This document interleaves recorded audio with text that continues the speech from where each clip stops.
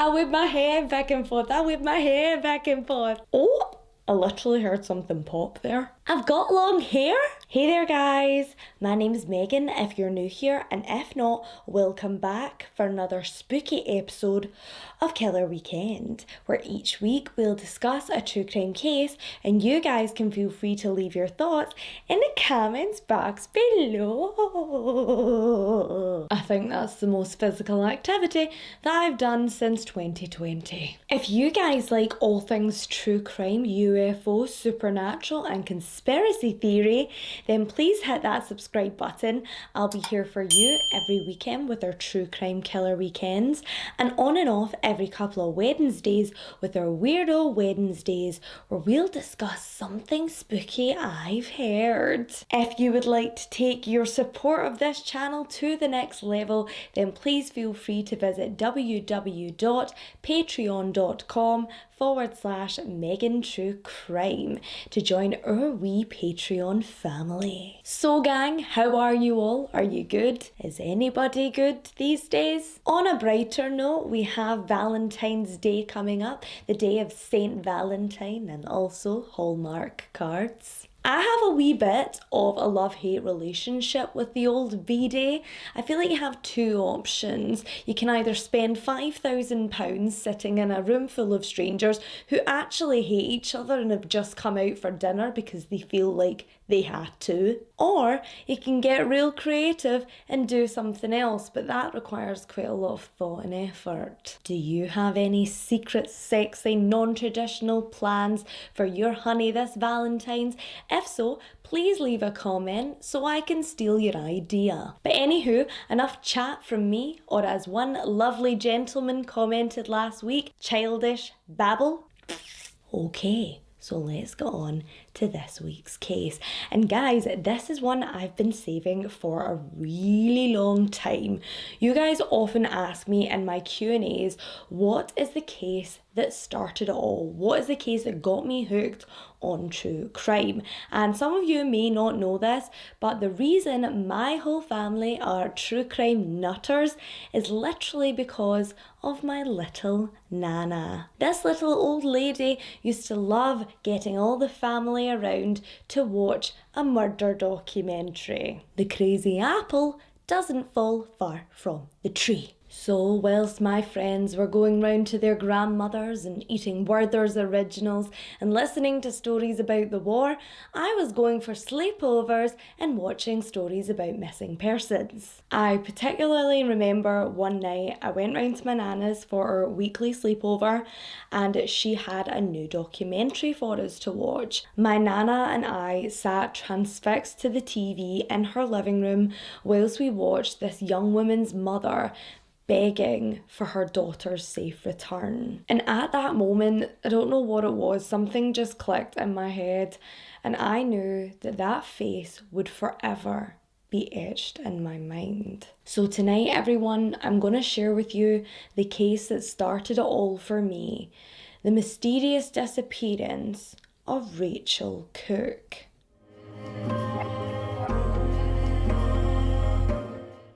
The Christmas holidays at the Cooke family home were always special, full of laughter, good food, and even better company. But the Christmas of 2001 was extra momentous for the family. 19-year-old Rachel Cooke would be bringing her boyfriend home to meet her family over the Christmas holidays in Georgetown, Texas. This was a huge deal for Rachel. Her boyfriend Greg and she had met while she was living and studying in San Diego, a far cry from the small town of Georgetown, Texas. Everyone could tell straight away that Greg was besotted with Rachel in the way he looked at her and the way he spoke about her. After seeing what an instant hit Greg was with her family, Rachel told her younger sister Joanne that not only did they want to move in together ASAP, but she was hoping for perhaps a question to arise. Maybe a proposal was on the cards. After a first successful family holiday together, Rachel and Greg decided that Greg would return back to San Diego because he had work, but Rachel was going to extend her stay to attend her cousin's wedding on the 13th. There was one small snag in her plans, however. Rachel hadn't initially been planning to stay on for the wedding, so she had left all her formal wear back in San Diego. Yes, ladies and gentlebags, Rachel would face a dilemma that every girl would come across in her lifetime. She had nothing to wear. But that was okay, because on the 10th of January 2002, Rachel had arranged to visit the local mall with her father after he finished his shift at work. With that problem solved and a little bit more relaxed, Rachel snuggled up on her family's couch in the living room with a blanket and fell back asleep, as her sister Joanne went off to high school and her mother and father went to work. As she left the family home, Janet, Rachel's mother, leaned in and gave her daughter a kiss on the forehead, not knowing at that time just how important that moment would become. At 9:15 a.m. that morning, Rachel called her boyfriend Greg, who was now back in San Diego.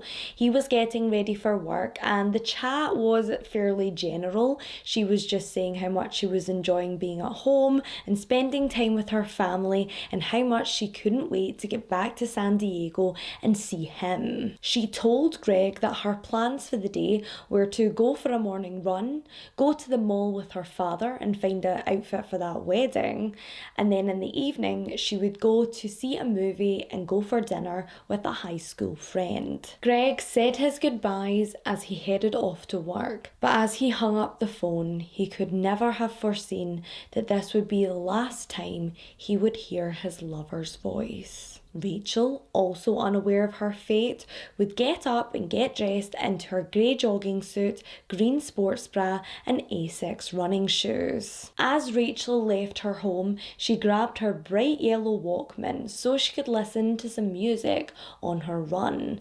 Many neighbours saw the hazel-eyed beauty along with some construction workers who were working in the area. At the end of her run, and only 200 yards away from her family home, Rachel stopped to cool down and do some stretches. The couple who lived next door saw this as they were backing their car out of their driveway. They waved to Rachel and she continued running towards her home. And just like that, Rachel Cooke vanished.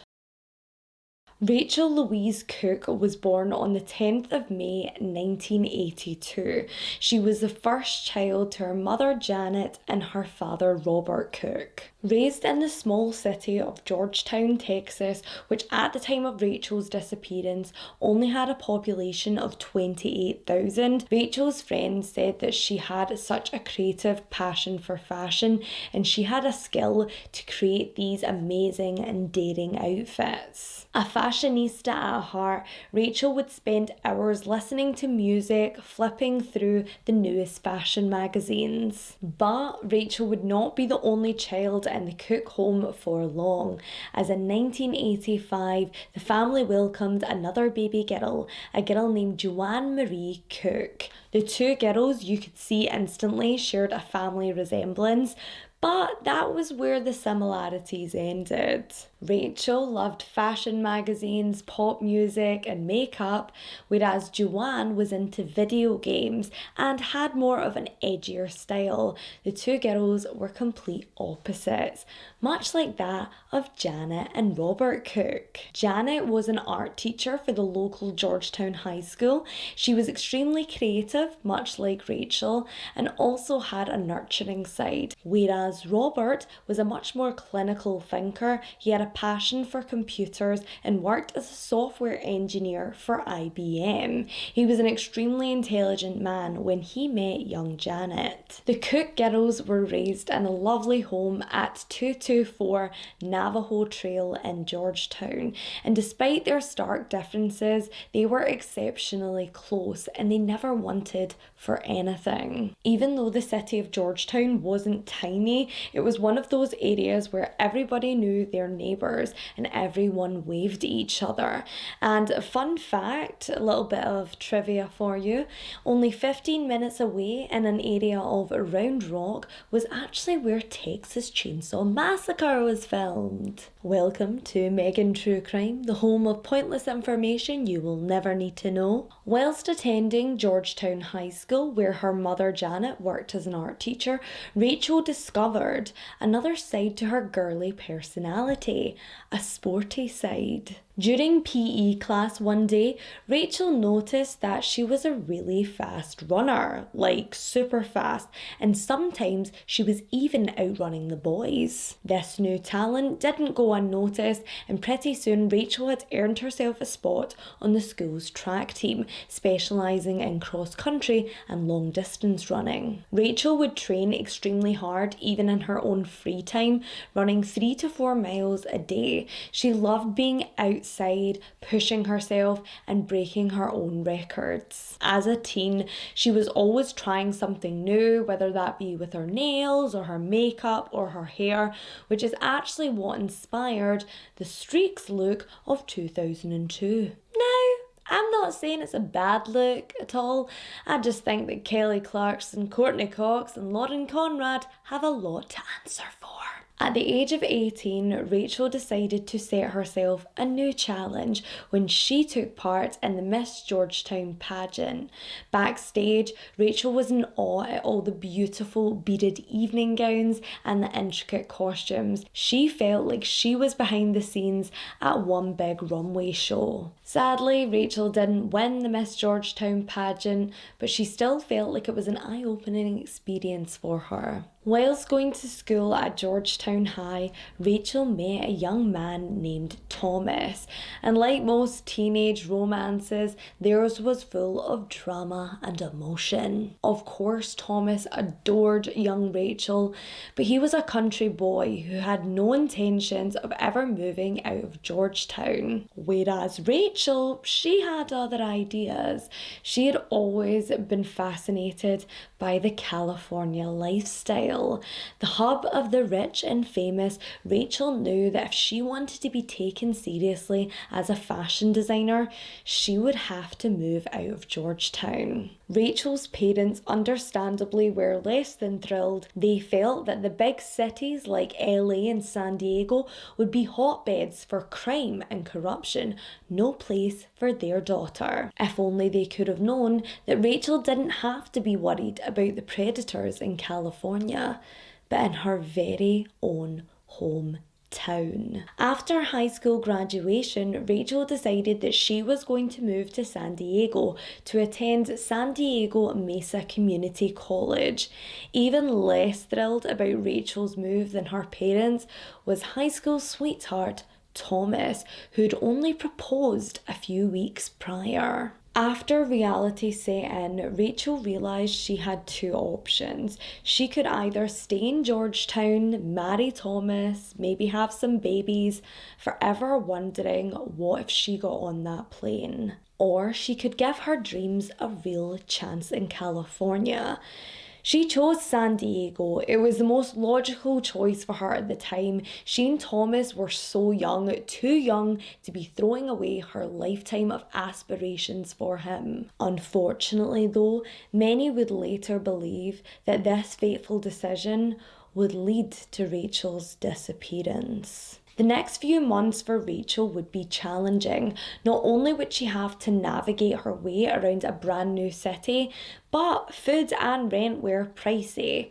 Being a daddy's girl, Rachel of course accepted a little bit of help from her family, but for those luxurious extras, this 19-year-old needed a job. A local bakery near Rachel's home was hiring, and this would be a perfect fit for her. She was warm, friendly, and everyone gravitated towards her and her southern charm. Unsurprisingly, many admirers would spot Rachel from the bakery window and ask her out, but she only had eyes for one man, a man named Greg West, whose sister actually worked alongside Rachel in the bakery and had introduced them. Everyone who was there when they met said that their connection was instant and that you were literally dodging the sparks that were flying between the two. Greg himself said upon meeting Rachel, he felt butterflies in his stomach and thought to himself, this is what it must feel like to meet the one. Settling into her new life in San Diego wasn't the easiest for Rachel, but she finally felt at home. However, even with her amazing new friends and her promising new relationship, Rachel was still partial to a wee bit of homesickness, and because of this, she would travel back home to Georgetown at every chance she got. Whether that was for her birthday in the spring or traveling back home for the Christmas period, she loved being at home with her family. However, sometimes when Rachel would travel back home, she would see an unwanted visitor. Ex-boyfriend Thomas never truly recovered from Rachel's departure, and he would eerily always seem to be where Rachel was. He would turn up at parties, and on occasion he would even turn up at Rachel's front door, begging for her to come outside. Janet, Rachel's mum, had said that Thomas was always an angry and emotional drunk, but since Rachel had left, it had gotten much worse. Thomas's apparent stalking of Rachel wouldn't end there, however, and he would call her at all hours of the night, sobbing incoherently down the phone. Yeah, buddy, 'cause that'll get her back. Greg, Rachel's new beau, would sometimes answer the phone in the hopes that it would scare Thomas away. However, it appeared to have the opposite effect, because Thomas would just begin sobbing and saying that he needed to get Rachel back in his life. Listen, we've all got that crazy ex, okay? The one that can't let go. I'm not naming no names. When we put all the pieces together, it will come as no surprise that when Rachel decided to bring Greg home for the Christmas holidays in 2001, Thomas was not a happy bunny. In fact, 2 days before Rachel's disappearance, when Greg had already returned to California, she would attend a friend's party. And as she was dancing and laughing and enjoying herself, she turns around and oh, who is it? Surprise, surprise. It's Thomas. At first, friends said that Rachel was able to keep the conversation quite calm and cordial, but God loved Thomas. He couldn't help himself, and pretty soon he was asking for her to get back with him and give him a second chance. Rachel, trying to avoid an awkward scene at this party, was kind and firm when she told Thomas that she had moved on and it was about time that he did too. At this time, Thomas began screaming and crying, saying that if he couldn't live with her, life wasn't worth living. Embarrassed and probably desperate to end this humiliating situation, Rachel left her friend's party, shaken up by the eerie altercation. On the afternoon of January 10th, 2002, Robert Cooke arrived home, expecting to see his young daughter sitting ready, waiting to go on their shopping trip. But Rachel was nowhere to be seen. The family home appeared to be in the same condition as it was that morning. However, Rachel's cell phone and her handbag were still sitting on the coffee table. The contents of Rachel's bag were slightly worrying, as Rachel would have never left the house without her belongings, especially and most importantly, her makeup. Robert, Rachel's father, knew that Rachel had planned to go see a movie with her childhood friend Shannon that evening, so he thought maybe there had been a change of plans and maybe he should just call Shannon in case. But when he did, it only furthered his concern when Shannon said she hadn't heard from Rachel despite many unanswered text messages. When Janet and Joanne arrive home that evening, Robert expresses his concerns about their missing teenage daughter.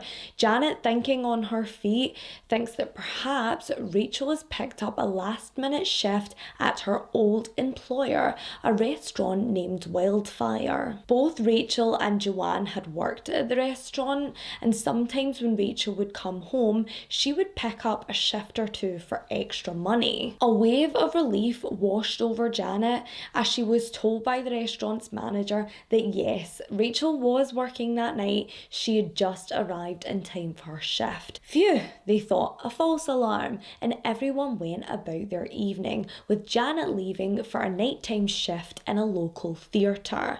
However, as she opened her front door that night at 1 a.m, her stomach dropped.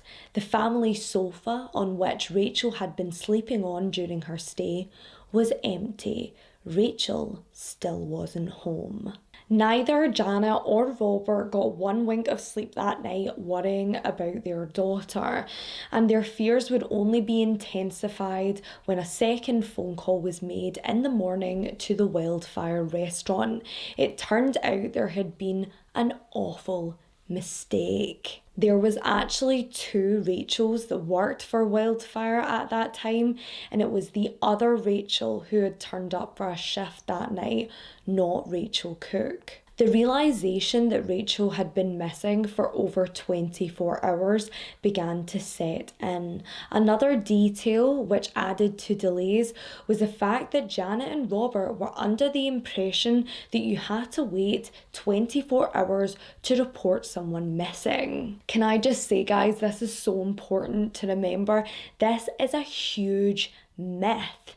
You do not have to wait 24 hours to report your loved one missing. As soon as you think someone is missing and it's against their normal character, you have to phone police. I'm not saying they'll investigate it right away, or if they're the LAPD at all, but it's definitely something that could cost your loved one valuable time. Rachel's mother, Janet, would even say later on that she went to work at the school that day, whilst Robert drove around Rachel's running route trying to find his daughter, all thinking that they were killing time until they could legally report her missing. Unfortunately, even filing the report wouldn't spark a reaction with local law enforcement.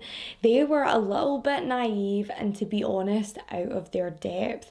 They even told the family that Rachel was probably off in Mexico with a random boyfriend and that things like this don't happen here. But it did. Deflated and desperate to do something, anything, Rachel's family printed out missing posters and began to search the neighbourhood looking for the teen. I actually even read somewhere that Rachel's cousin cancelled her wedding so that all the guests who had travelled in from out of town helped join the search as well. On Saturday, January 12th at 9 a.m, everyone was out looking for Rachel. Well, everyone but the police. Rachel's family and local law enforcement would have conflicting ideas about what happened next. The sheriff at the time claimed that they had no idea that the Cooke family were out searching for Rachel. I mean, I'm not sure what they thought they would be doing, sitting at home, watching Wheel of Fortune, eating Cheetos. When the wife of the sheriff was informed of the search, they swooped in and saved the day, providing all the resources they had available. However, Janet Cooke and Robert Cooke would disagree on this. They said that they organised the search, they told law enforcement they would be out looking for Rachel, and they were disinterested, still going along with their Mexican boyfriend theory. Sometimes I ask myself, what are the entry requirements for being sheriff of a small town? Do you all just have to get together and play a game of Clue and whoever wins gets the job? According to the Cooke family, the only reason law enforcement got involved was because the case began picking up media traction, and it looked bad that all these people were searching for Rachel and law enforcement couldn't care less. Also, think about the amount of evidence that could have been destroyed by the people searching in the area. Whatever the reason, it seemed to have a positive effect because the very next day, law enforcement contacted the Texas Rangers and a full search was done of the area. The officer from the Texas Rangers was frustrated. 4 days had already gone by, and to him, from what he was told by the family, it was extremely out of Rachel's character to disappear, especially after she had just brought her boyfriend home from California. He felt like Rachel was thriving in her life and that she wouldn't have left of her own free will. Upon interviewing those in the neighbourhood, it became apparent that Rachel had finished up her run around 10:45, where she was last seen 200 yards away from her family home. Several neighbours claimed to have seen not only Rachel, but 2 suspicious cars in the area that day. One was a pickup truck, which was soon ruled out as a group of kids skipping school who were just having a joyride that day, and the other was a Pontiac Trans Am white sports car. Many locals said they saw the Trans Am parked at the end of Rachel's street for 2 days straight. Even Rachel's mother said that she noticed the car loitering with 2 Hispanic-looking men inside. A composite sketch was released of the 3 men, but no one came forward. Something that gives me a really bad feeling about this personally is the fact that none of the neighbours seem to know these men or recognise them. And if you see the layout of Rachel's street, it was practically a dirt road, so it just meant that unless you knew someone in that area or someone who lived there, you had no business being in that street. There was no DNA found, no signs of a struggle, nothing. If Rachel had been grabbed off the street by a stranger, surely she would have dropped her Walkman or kicked off a shoe in the scuffle. Because of these details, law enforcement felt that if Rachel had been abducted, it was by someone she knew and perhaps even trusted. With these new revelations also came scrutiny, and the magnifying glass was placed on the Cooke family. Janet and Robert both agreed to take polygraph tests, Janet passing with flying colours.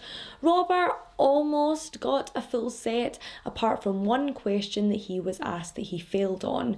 Do you know where Rachel is? Robert would later explain this as the reason he failed that question was because when he was asked this, he felt deep in his gut he knew that Rachel was deceased and therefore she was in heaven. So if not the family, then who?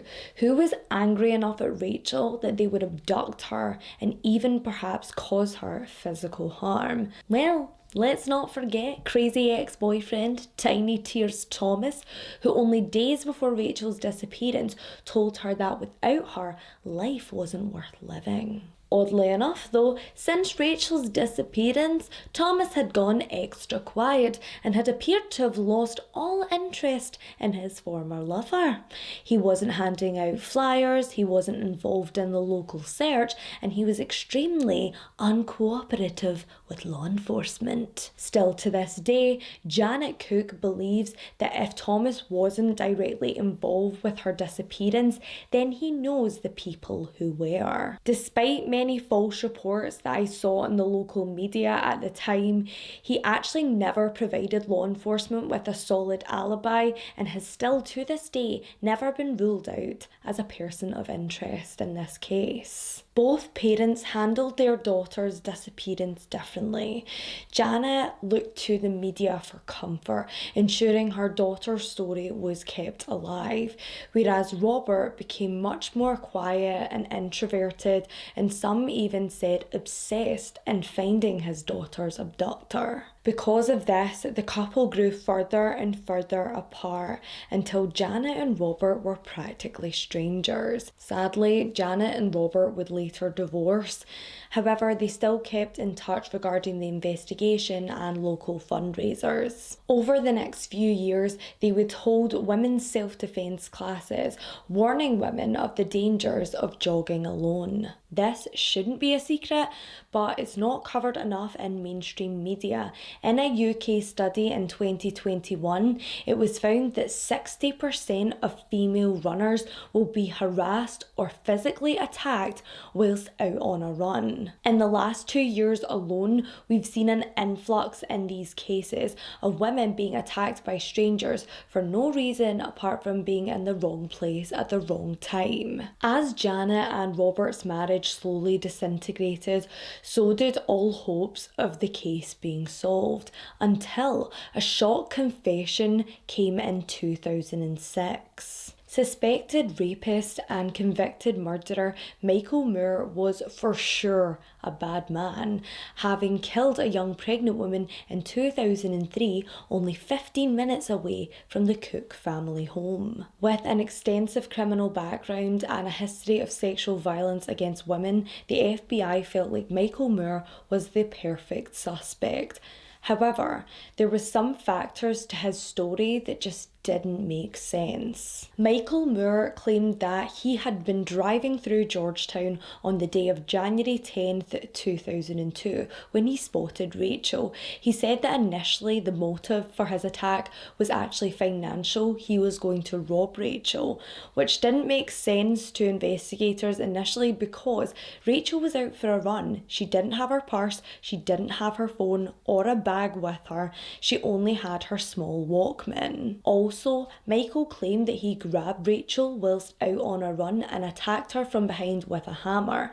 But he would soon change this story and say that no, he was driving alongside Rachel when he hopped out of his car and then attacked her. Another thing that was a wee bit sketchy about Michael was the fact that no one seemed to see him that day in the neighbourhood. So really, law enforcement were relying on his confession. But when the convicted killer would finally get his day in court, he would do something unforgivable. He got up on the stand and pled not guilty, admitting that his entire confession had been a fabrication. At the time, Michael said his reasons were purely selfish.